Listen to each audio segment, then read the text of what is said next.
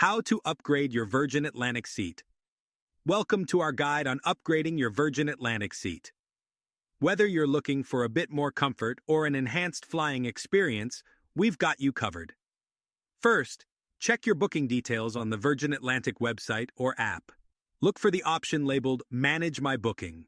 Here, you'll find any available seat upgrades for your flight.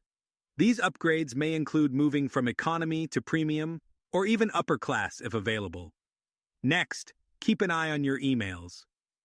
Virgin Atlantic sometimes sends promotional offers and announcements about seat upgrades at a discounted rate. These offers are typically time-sensitive, so act quickly if you're interested. Another option is to use Virgin Atlantic's bidding system for upgrades. This allows you to set a price you're willing to pay for an upgrade. If your bid is accepted, you'll fly in a higher class for less than the usual cost. Frequent flyers can also benefit from upgrading using points. If you're a member of the Flying Club loyalty program, check your available points. You might be able to use them toward a seat upgrade. Lastly, simply ask at the airport. When checking in, inquire if any upgrades are available. Sometimes, airlines offer last-minute deals, especially if there are unsold seats in higher classes.